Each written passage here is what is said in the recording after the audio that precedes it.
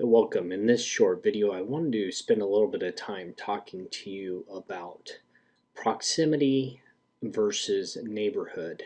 Whether you're an investor, lender, or property manager, however you touch rental property or rental property investments, more than likely you will be using sales comparables or rent comparables in your craft or trade.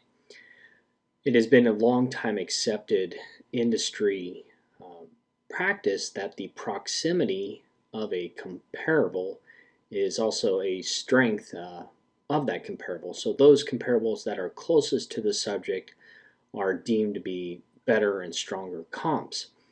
In today's short video, I'm going to show you why that is a poor assumption and show you how what's a better practice is that like neighborhoods, or those neighborhoods that exhibit common characteristics and traits, are superior to proximity when it comes to evaluating the quality of a comparable, whether it's a rent comparable or a sales comparable.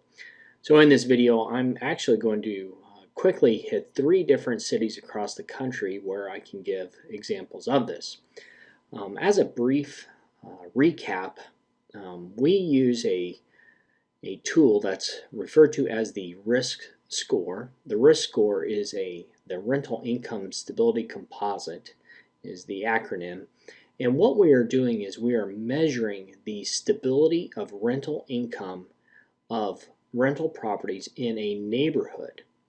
It's on a scale from 0 to 100, 0 being low stability, 100 being extremely stable.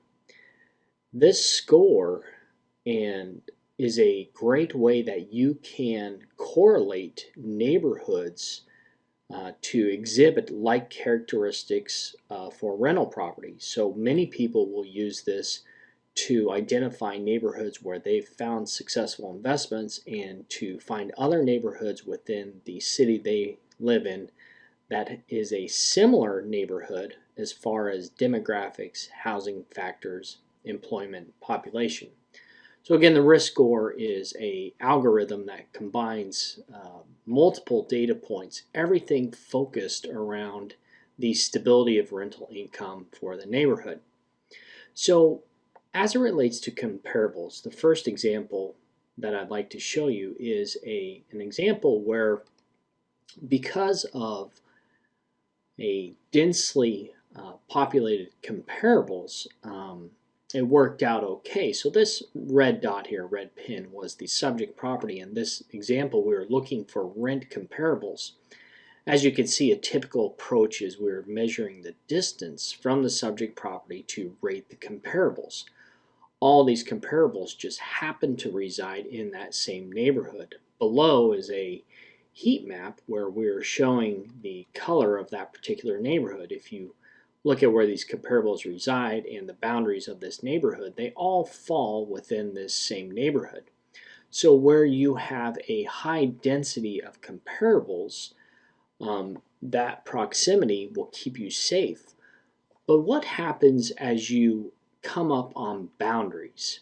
If this property was located on a boundary and you had a substantial change in neighborhood characteristics, let me take you to 3 different cities across the country where such situations exist. We know they exist, they do exist.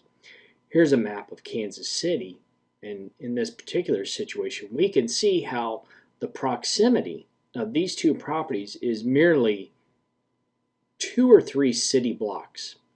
But the difference between their risk scores is a 52 or 57 on the MSA level and a 24, a substantial difference, almost over a 30-point drop in the risk scores.